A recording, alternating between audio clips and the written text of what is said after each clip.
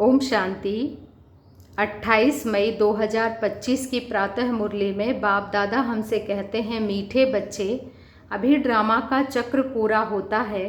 तुम्हें छीरखंड बनकर नई दुनिया में आना है। वहाँ सब छीरखंड है, यहाँ लून पानी है। मीठे बच्चे, अभी ड्रामा का चक्र पूरा होता है। तुम्हें छीरखंड बनकर नई दुनिया में आना है। वहाँ सब छीरखंड है, यहाँ लून पानी है। प्रश्न है, तुम त्रिनेत्री बच्चे किस नॉलेज को जानकर त्रिकालदर्शी बन गए हो? तुम त्रिनेत्री बच्चे किस नॉलेज को जानकर त्रिकालदर्शी बन गए हो? उत्तर है, तुम्हें अभी सारे वर्ल्ड की हिस्ट्री ज्योग्राफी की नॉलेज मिली है। सतयुग से लेकर कलयुग अंत तक की हिस्ट्री ज्योग्राफी तुम जानते हो।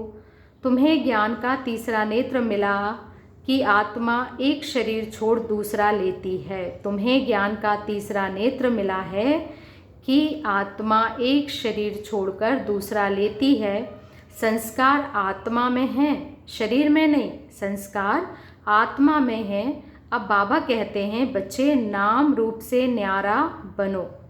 नाम रूप से न्यारा बनो अर्थात देह अभिमान को छोड़ो, अपने को आत्मा अशरीरी समझो। मैं आत्मा अशरीरी हूँ। शरीर लिया है पाठ बजाने के लिए। गीत है, धीरज धर मनुआ। ओम शांति। कल्प कल्प बच्चों को कहा जाता है और बच्चे जानते हैं, दिल होती है कि जल्दी सतयुग जाए। बाबा कहते हैं, दिल होती है कि जल्दी सतयुग हो जाए तो इस दुख से छूट जाए, परंतु ड्रामा बहुत धीरे धीरे चलने वाला है। बाप धीरज देते हैं, बाकी थोड़े रोज है बच्चों। बड़ों बड़ों द्वारा भी आवाज़ सुनते रहेंगे, दुनिया बदलनी है। जो भी बड़े बड़े हैं, पोप जैसे, वह भी कहते हैं दुनिया बदलने वाली है। अच्छा, फिर पीस कैसे होगी? बताओ, शांति कैसे होगी? इस समय सब लून पानी है, खारा पानी है। अभी हम छीरखंड हो गए हैं। छीरखंड दूध का पानी हो गए हैं। उस तरफ दिन प्रतिदिन लून पानी होते जाते हैं। आपस में लड़ झगड़ कर ख़त्म होने वाले हैं। तैयारियां हो रही हैं। यह ड्रामा का चक्र अब पूरा होता है। पुरानी दुनिया पूरी होती है, नई दुनिया की स्थापना हो रही है। नई दुनिया सो पुरानी, पुरानी सो नई दुनिया फिर बनेगी। बाबा कहते हैं, इसको दुनिया का चक्र कहा जाता है, जो फिरता रहता है। नई दुनिया फिर पुरानी, पुरानी सो नई। ऐसे नहीं लाखों वर्ष बाद पुरानी दुनिया नई होगी, नहीं। तुम बच्चे अच्छी रीति जान चुके हो, भक्ति बिल्कुल ही अलग है। भक्ति का कनेक्शन रावण के साथ है और ज्ञान का कनेक्शन राम के साथ है। बाबा कहते हैं, भक्ति का कनेक्शन रावण के साथ है और ज्ञान का कनेक्शन राम के साथ है। यह तुम अभी समझ रहे हो। अभी बाप को बुलाते भी हैं, है पतित पावन आओ, आकर नई दुनिया स्थापन करो। नई दुनिया में जरूर सुख होता है। अब बच्चे छोटे अथवा बड़े सब जान गए हैं कि अभी घर चलना है, यह नाटक पूरा होता है। हम फिर से सतयुग में जाएंगे, फिर 84 जन्मों का चक्र लगाना है। स्व आत्मा को दर्शन होता है सृष्टि चक्र का, अर्थात आत्मा को ज्ञान का तीसरा नेत्र मिला है। उसको कहा जाता है त्रिनेत्री। अभी तुम त्रिनेत्री हो।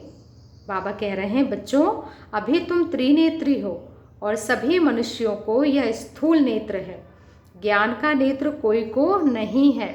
त्रिनेत्री बने तब त्रिकालदर्शी बने। त्रिनेत्री बने तब त्रिकालदर्शी बने, क्योंकि आत्मा को ज्ञान मिलता है ना। आत्मा ही एक शरीर छोड़ दूसरा लेती है। संस्कार आत्मा में रहते हैं। आत्मा अविनाशी है। अब बाप कहते हैं, नाम रूप से न्यारा बनो, अर्थात देह अभिमान से दूर रहो। अपने को अशरीरी समझो, देह नहीं समझो। अपने को अशरीरी समझो, देह नहीं समझो। देह अलग है और मैं आत्मा अलग हूँ। यह भी जानते हो, हम आधा कल्प से परमात्मा को याद करते आए हैं। इसमें जब जास्ती दुख होता है तब जास्ती याद करते हैं। अभी कितना दुख है, अभी कितना दुख है, आगे इतना दुख नहीं था। बाबा कहते हैं, तुम जो जीवन जी कर आए हो इसमें इतना दुख नहीं था। जब से बाहर वाले आए हैं तब से यह राजाएं लोग भी आपस में लड़ रहे हैं। जुदा जुदा हुए हैं। सतयुग में तो एक ही राज्य था। अभी हम सतयुग से लेकर कलयुग अंत तक हिस्ट्री ज्योग्राफी समझ रहे हैं। सतयुग त्रेता में एक ही राज्य था, ऐसे एक ही डायनेस्टी कोई की होती नहीं। क्रिश्चियन में भी देखो फूट है, वहाँ तो सारा विश्व एक के हाथ में रहता है। कहाँ पर? सतयुग में। वह सिर्फ सतयुग त्रेता में ही होता है। यह बेहद की हिस्ट्री ज्योग्राफी अभी तुम्हारी बुद्धि में है, और कोई सत्संग में हिस्ट्री ज्योग्राफी अक्षर नहीं सुनेंगे। वहाँ तो रामायण महाभारत आदि ही सुनते हैं। बाबा कहते हैं बच्चों, यहाँ वह बातें है नहीं, यहाँ है वर्ल्ड की हिस्ट्री ज्योग्राफी। तुम्हारी बुद्धि में है। ऊंचे ते ऊंचा हमारा बाप है, परमात्मा है। बाप का शुक्रिया है जिसने सारा ज्ञान सुनाया है। एक आत्माओं का झाड़ है, दूसरा है मनुष्यों का झाड़। मनुष्यों के झाड़ में ऊपर में कौन है? मनुष्यों के झाड़ में बाबा पूछते हैं बच्चों, ऊपर में कौन है? Great great grand father Brahma को ही कहेंगे, वही सबसे ऊपर है। यह जानते हैं ब्रह्मा मुख्य है, परंतु ब्रह्मा के पीछे क्या हिस्ट्री ज्योग्राफी है यह कोई नहीं जानते। अभी तुम्हारी बुद्धि में है। ऊंचे ते ऊंचे बाप रहते भी हैं परम धाम में, फिर सूक्ष्म वतन का भी कोई तुमको मालूम नहीं है। मनुष्य ही फरिश्ता बनते हैं, इसलिए सूक्ष्म वतन दिखाया है। तुम आत्माएं जाती हो, शरीर तो सूक्ष्म वतन में नहीं जाएगा। जाते कैसे हैं? उनको कहा जाता है तीसरा नेत्र। दिव्य दृष्टि अथवा ध्यान भी करते हैं। तुम ध्यान में ब्रह्मा विष्णु शंकर को देखते हो। लोग दिखलाते हैं शंकर के आँख खोलने से विनाश हो जाता है। अब इनसे तो कोई समझ ना सके। अभी तुम जानते हो विनाश तो ड्रामानुसार होना ही है। आपस में लड़कर विनाश हो जाएंगे। बाकी शंकर क्या करते, यह ड्रामानुसार नाम रख दिया है तो समझाना पड़ता है। ब्रह्मा विष्णु शंकर तीन है। स्थापना के लिए ब्रह्मा को रखा है, पालना के लिए विष्णु को, विनाश के लिए शंकर को रख दिया है। वास्तव में यह बना बनाया ड्रामा है। शंकर का पार्ट कुछ भी है नहीं। ब्रह्मा और विष्णु का पार्ट तो सारे कल्प में है। ब्रह्मा और विष्णु का पार्ट तो सारे कल्प में है। ब्रह्मा सो विष्णु और विष्णु सो ब्रह्मा। ब्रह्मा के भी 84 जन्म पूरे हुए तो विष्णु के भी पूरे हुए। शंकर तो जन्म मरण से न्यारा है, इसलिए शिव और शंकर को फिर मिला दिया है। वास्तव में शिव का तो बहुत पार्ट है, पढ़ाते हैं। भगवान को कहा जाता है नॉलेजफुल, ज्ञान का सागर। अगर वह प्रेरणा से कार्य करता तो सृष्टि चक्र का ज्ञान कैसे देता, बताओ ज़रा।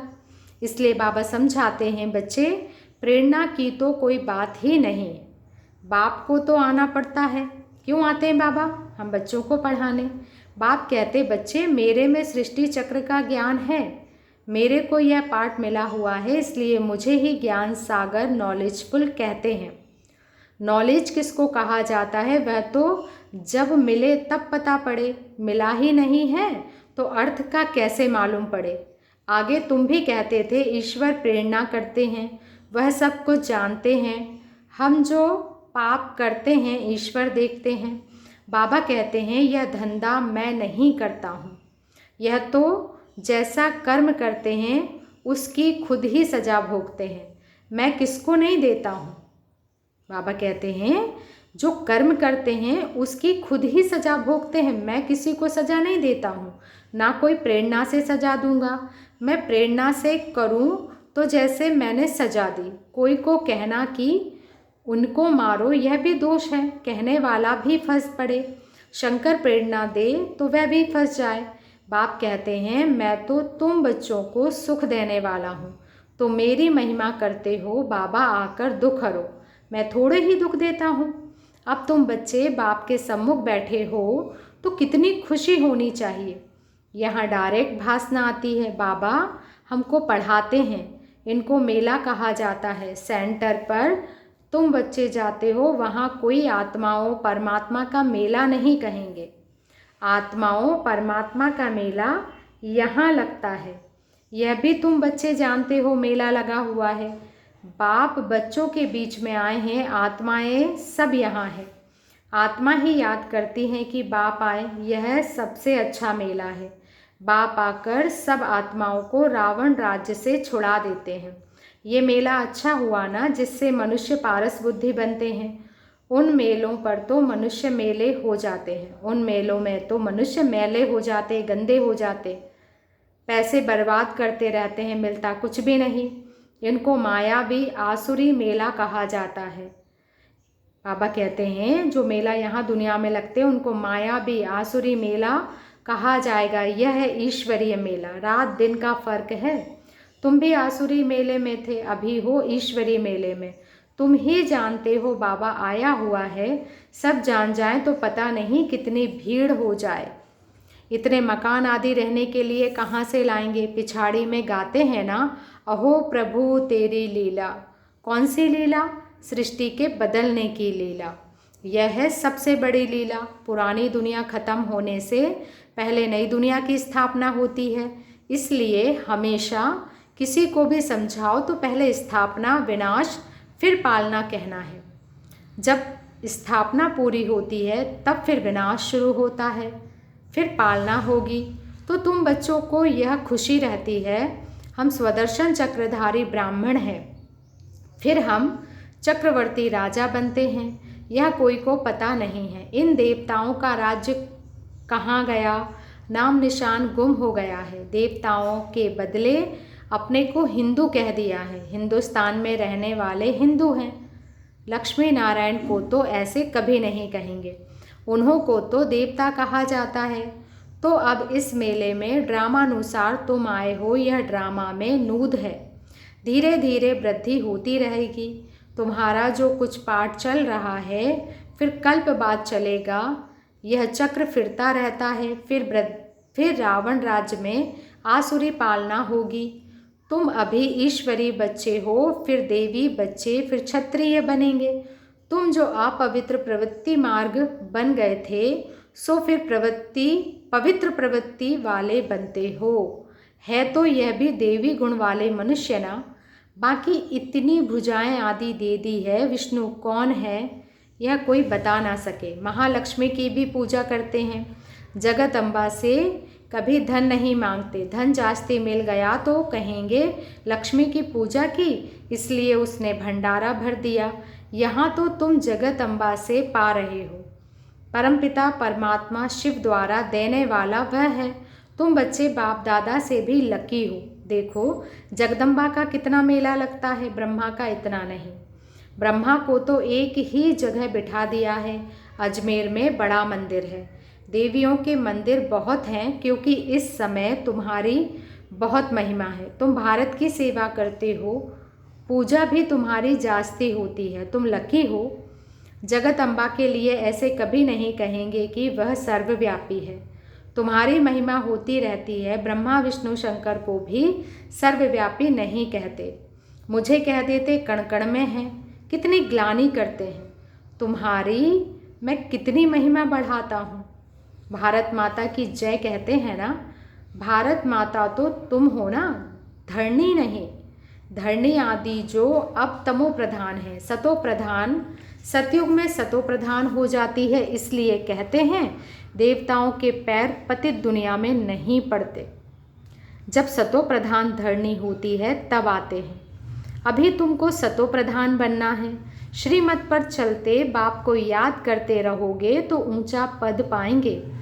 यह ख्याल रखना है। याद करेंगे तो विकर्म विनाश होंगे। श्रीमत मिलती रहती है। सतयुग में तो तुम्हारी आत्मा पवित्र कंचन हो जाती है, तो शरीर भी कंचन मिलता है। सोने में खाद पड़ती है तो फिर जेवर भी ऐसा बनता है। आत्मा झूठी तो शरीर भी झूठा।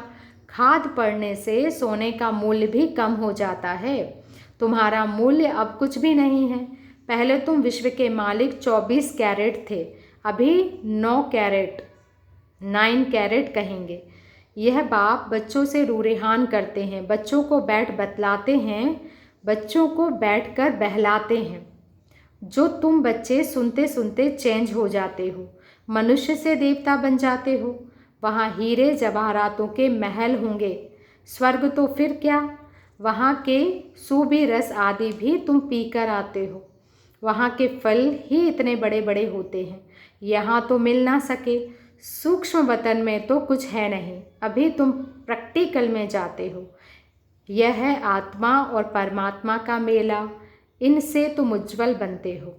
तुम बच्चे जब यहाँ आते हो तो फ्री हो, घर बार धंधे आदि का कोई फुरना नहीं है, तो यहाँ तुमको याद की यात्रा में रहने का अच्छा चांस मिलता है। बाबा कहते हैं तुमको मधुबन में याद की यात्रा में रहने का चांस अच्छा है। वहाँ तो घर घाट आदि याद आता रहेगा, यहाँ तो कुछ है नहीं। रात को 2 बजे उठकर यहाँ बैठ जाओ। सेंटर पर तो रात को तुम जा नहीं सकते। यहाँ तो सहज है, शिव बाबा की याद में आकर बैठो और कोई याद ना आए। शिव बाबा की याद में आकर बैठो और कोई याद ना आए। यहाँ तुमको मदद भी मिलेगी। सवेरे जल्दी सो जाओ, फिर सवेरे उठो। बाबा कहते हैं जल्दी सो जाओ, फिर सवेरे उठो। 3 से 5 बजे तक आकर बैठो, बाबा भी आ जाएंगे, बच्चे खुश होंगे। बाबा है योग सिखलाने वाला, यह भी सीखने वाले हैं, तो दोनों बाप और दादा आ जाएंगे। फिर यहाँ और वहाँ योग में बैठने के फ़र्क का भी पता पड़ेगा। जब बाबा सामने योग में बैठेंगे, योग कराएंगे, तो बाबा कहते हैं यहाँ और सेंटर पर योग में बैठने का आपको पता पड़ेगा फ़र्क। यहाँ कुछ भी याद नहीं पड़ेगा। इसमें फ़ायदा बहुत है। बाबा राय देते हैं यह बहुत अच्छा हो सकता है। अब देखें बच्चे उठ सकते हैं। बाबा चैलेंज दे रहे हैं, अब देखें बच्चे उठ सकते हैं क्या। कईयों को सवेरे उठने का अभ्यास है। तुम्हारा संन्यास है 5 विकारों का और वैराग्य है सारी पुरानी दुनिया से।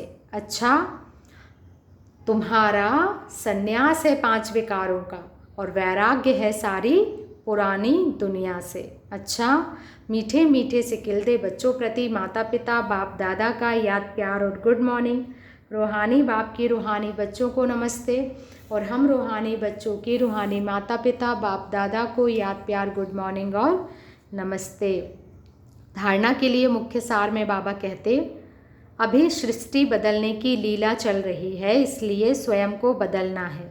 अभी सृष्टि बदलने की लीला चल रही है, इसलिए स्वयं को बदलना है, क्षीरखंड होकर रहना है। दूसरा पॉइंट है, सवेरे उठकर एक बाप की याद में बैठना है। उस समय और कोई भी याद ना आए, पुरानी दुनिया से बेहद का वैरागी बन 5 विकारों का संन्यास करना है। वरदान है, बेहद की स्थिति में स्थित रह, सेवा के लगाव से न्यारे और प्यारे विश्व सेवाधारी भव। बेहद की स्थिति में स्थित रह, सेवा के लगाव से न्यारे और प्यारे विश्व सेवाधारी भव। मैं विश्व सेवाधारी आत्मा हूँ। विश्व सेवाधारी अर्थात बेहद की स्थिति में स्थित रहने वाले। ऐसे सेवाधारी सेवा करते हुए भी न्यारे और सदा बाप के प्यारे रहते हैं। सेवा के लगाव में नहीं आते, क्योंकि सेवा का लगाव भी सोने की जंजीर है। यह बंधन बेहद से हद में ले आता है।